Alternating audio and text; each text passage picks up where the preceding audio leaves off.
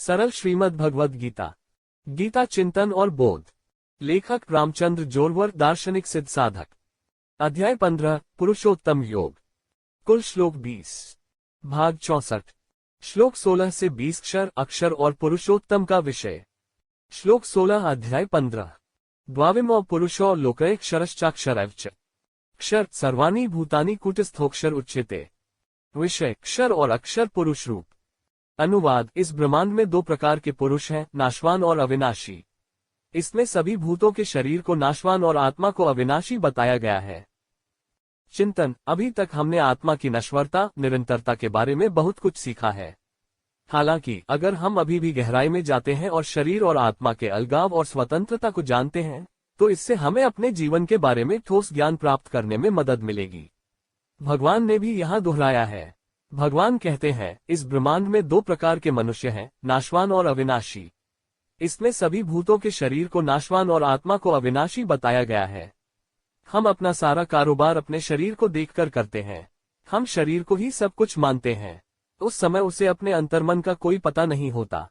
प्रकृति से उत्पन्न इस शरीर को भी भगवान ने पुरुष कहा है और इसमें रहने वाली आत्मा को भी पुरुष कहा है।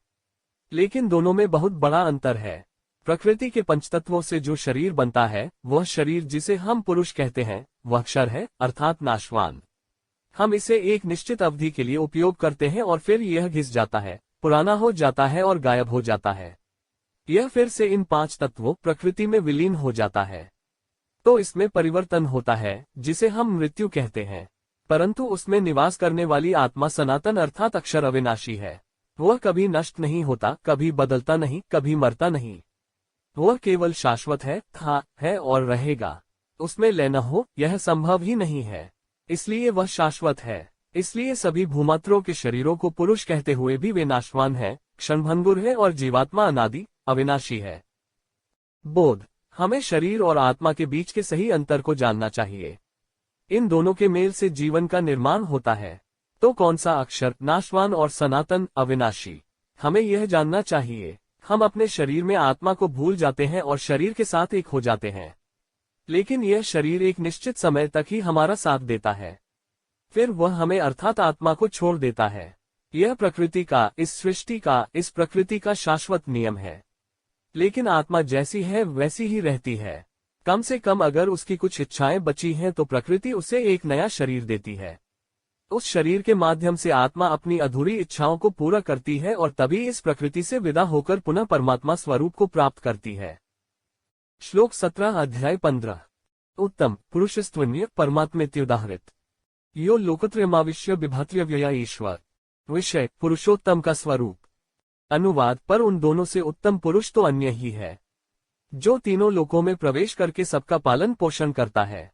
इस प्रकार उन्हें अविनाशी भगवान और परमात्मा कहा जाता है। चिंतन। जिस प्रकार पुरुष शब्द का प्रयोग शरीर के संबंध में किया जाता है, उसी प्रकार यह आत्मा और परमात्मा के संबंध में भी किया जाता है। शरीर और आत्मा एक हैं, एक दूसरे से जुड़े हुए हैं।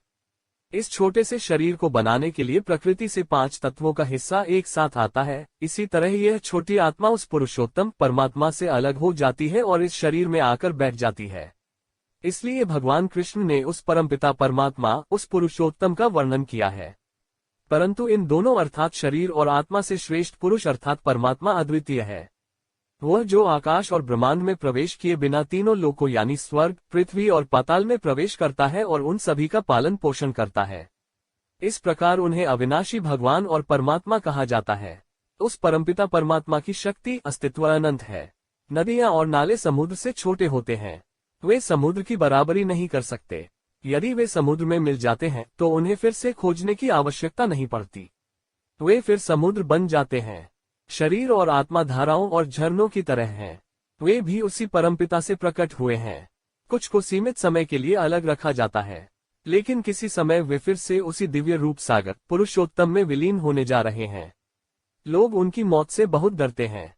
क्या उन्हें लगता है कि मरने के बाद उनका पूरा वजूद मिट जाएगा? लेकिन यहाँ ऐसा कुछ नहीं होता है। मृत्यु केवल परिवर्तन है। जीर्ण शीर्ण शरीर के वस्त्रों को त्याग कर नए शरीर के वस्त्र धारण करने पड़ते हैं। नहीं तो हर कपड़ा कभी न कभी खराब हो ही जाता है। हम त्योहार पर नए कपड़े लाते हैं। वह इसे खुशी से पहनता है। वह उत्साह के साथ त्योहार मनाते हैं। फिर इस घिसे पिटे शरीर के वस्त्र को त्यागने पर दुख, पीड़ा, शोक क्यों है? वास्तव में यहाँ भी सुख होना चाहिए। मृत्यु के बाद आत्मा के मामले में केवल दो क्रियाएं होंगी। एक है नए शरीर में प्रवेश करना, नया शरीर ग्रहण करना, चाहे वह किसी भी जीवन का हो। नहीं तो यदि उसने जीवन के सूत्र को जान लिया होता तो जब जीवन की इस यात्रा को पूरा करने का समय आ जाता तो वह उस परमात्मा में सदा के लिए विलीन हो जाता। इसलिए हमें तीनों शरीरों अर्थात शरीर, प्राण और आत्मा के कार्य को जानकर मुक्ति का मार्ग खोजना चाहिए। बोध। किसी पहाड़ के मंदिर में जाने पर उस पहाड़ पर कई सीढ़ियां होती हैं। उन सभी सीढ़ियां चढ़ने के बाद हम उस भगवान के मंदिर में प्रवेश करते हैं। इसी प्रकार शरीर, प्राण और आत्मा जीवन की तीन अवस्थाएं हैं। कर्म की यात्रा के बाद शरीर आत्मा की सीढ़ियां चढ़ सकता है। आत्मा अपनी इच्छाओं और अपेक्षाओं को पूरा करने के बाद भगवान के मंदिर में प्रवेश करती है। लेकिन जब हम जीवन की इस यात्रा को जानते हैं तभी हम अपने शरीर को निष्काम कर्म करने की आज्ञा देते हैं। सकाम कर्म के मार्ग से भटक जाने की संभावना अधिक होती है। फिर विभिन्न योनियों में पुनर्जन्म होता रहता है। लेकिन अगर हम कोई खास रास्ता जानते हैं, अगर हम जानते हैं कि कौन सी सीढ़ियां और कैसे चढ़नी है, तो हम जल्दी से भगवान के मंदिर में प्रवेश कर सकते हैं। उसे जल्द ही देख सकते हैं। उसे जानने के लिए मंदिर केवल एक स्थान है। श्लोक 18 अध्याय 15। यस्माक्षरम तितोहम अक्षरात् पिच्योत्तम अतोस्मि लोकये वेदे च प्रथित पुरुषोत्तम। विषय पुरुषोत्तम रूप की महिमा। अनुवाद क्योंकि मैं नाशवान जड़वत क्षेत्र से सर्वथा परे हूँ और अविनाशी आत्मा से श्रेष्ठ हूँ, इसलिए वे लोक और वेदों में भी पुरुषोत्तम के नाम से प्रसिद्ध हैं। चिंतन। नश्वर शरीर हमारी प्रकृति का प्रकट रूप है। सभी नाशवान, परिवर्तनशील है। यह हमेशा के लिए एक स्थिति में नहीं रहता है। यह लगातार बदल रहा है। प्रति क्षण उनमें आंतरिक परिवर्तन हो रहे हैं, लेकिन हम उस बदलाव को तुरंत नहीं देखते हैं। हम अपना ही उदाहरण ले तो हमारा बचपन जवानी में बदल जाता है, जवानी बुढ़ापा में बदल जाती है। पत्थर मिट्टी हो जाते हैं। वे उस अवस्था में नहीं रहते जहां पथरी स्थायी होती है। यहाँ तक कि लोहा भी समय के साथ खराब हो जाता है और घिस जाता है। वह भी अंततः मिट्टी ही बन जाती है। जो भारी है वह नाशवान है, परिवर्तनशील है। इस श्लोक में भगवान ने यही कहा है, मैं नश्वर गुरुत्वाकर्षण के दायरे से पूरी तरह से परे हूँ। अतः इसमें 5 महाभूत होते हुए भी भगवान उनसे भी परे हैं। यदि सभी ग्रहों और तारों को भी ले लिया जाए तो भी ईश्वर उनसे परे है। भगवान आगे कहते हैं, अविनाशी जीवन से बेहतर है। हमारी आत्मा इच्छाओं, आकांक्षाओं, अपेक्षाओं से दूषित है, इसलिए वह इस प्रकृति के जाल में फंसी हुई है। वह उसकी ओर से खुद को शामिल करने की कोशिश करता है। शरीर मांगता है और शरीर के माध्यम से रहता है, इसलिए यह आत्मा अविनाशी होते हुए भी प्रकृति के संग से दूषित है। मूल ईश्वर इसका अपवाद है। वह इन इच्छाओं, आकांक्षाओं, अपेक्षाओं से प्रभावित नहीं होता है, इसलिए उसे निश्चिंत कहा जाता है। वह शुद्ध है, चिकना है, निर्मल है, इसलिए वह इन जीवों से श्रेष्ठ है। उन्हें ही हम पुरुषोत्तम के नाम से जानते हैं। वेदों में भी उन्हें इसी नाम से जाना जाता है। वेद भी उस परमपिता को पुरुषोत्तम कहते हैं क्योंकि वह सर्वश्रेष्ठ है। बोध। भले ही हम परमात्मा के अंश हैं, फिर भी हम कई इच्छाओं से दूषित हैं, इसलिए हम वास्तव में परमात्मा से अलग हो गए हैं और इस प्रकृति में फंस गए हैं। ईश्वर ऐसा नहीं है कि वह पूर्ण और शुद्ध है। यह कच्चा है, पूर्ण प्रकाश की तरह, इसलिए यह बेकार है। इस ब्रह्मांड को, इसमें मौजूद भूतों को गति देता है, ऊर्जा देता है, लेकिन उनसे तादात्म्य नहीं रखता। उन्हें छूने मत दो। इन्हीं सर्वशक्तिमान गुणों के कारण इन्हें पुरुषोत्तम भी कहा जाता है। जो मनुष्यों में श्रेष्ठ है वही पुरुषोत्तम है। सर्वोच्च होने के अलावा और कोई नहीं है, केवल भगवान जितना उतना महान कोई नहीं। इसलिए सभी ज्ञाता, ज्ञानी, वेद उन्हें जानते हैं और उन्हें पुरुषोत्तम कहते हैं।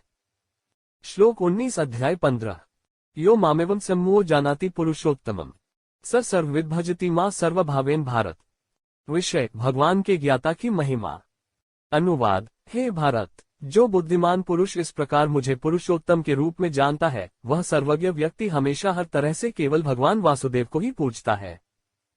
चिंतन। जीवन एक त्याग है, एक संघर्ष है, एक कर्म योग है। एक बार जान मिली तो इस कुर्बानी को पूरा करना है, जिंदगी से लड़ना है। आपको संघर्ष करना होगा, इससे बचने का कोई रास्ता नहीं है। पुण्यात्मा भी नहीं और पापी भी इससे मुक्त नहीं है। कर्म तो सबको करना है, किसी को ज्यादा करना है तो किसी को इतना नहीं करना है। फिर भी मनुष्य कर्मों से बंधा है। वह कर्म करने के लिए पैदा हुआ है। सकाम कर्म करने वालों को अधिक संघर्ष करना पड़ता है, लेकिन जो निष्काम कर्म करते हैं उन्हें ज्यादा संघर्ष नहीं करना पड़ता है। सकाम कर्म करने वालों को थोड़ा सा कर्म भी अधिक दुख देता है, लेकिन जो निष्काम कर्म करते हैं वे अधिक कर्म और अधिक कष्ट करने पर भी उन कष्टों का बोझ अनुभव नहीं करते।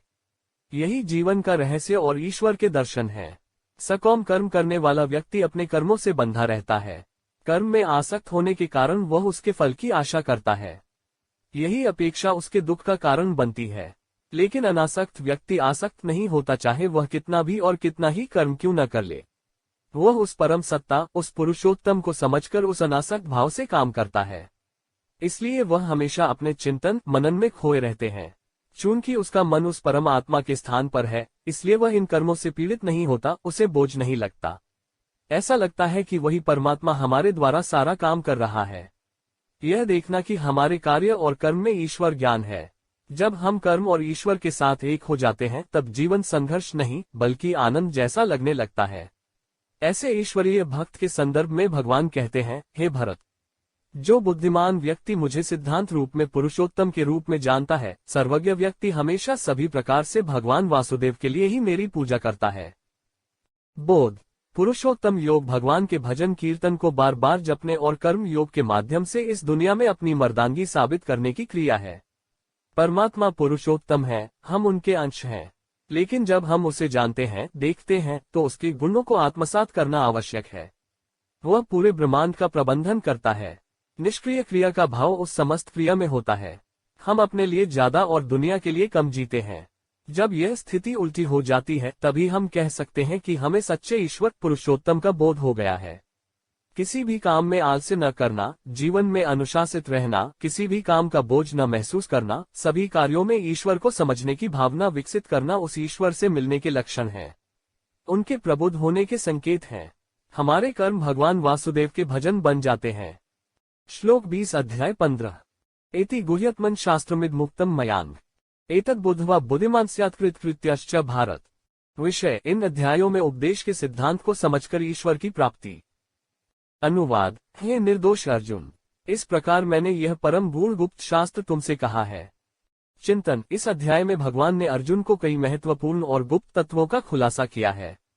इसमें जगत वृक्ष का वर्णन तथा ईश्वर प्राप्ति का उपाय सर्वप्रथम लिया जाता है।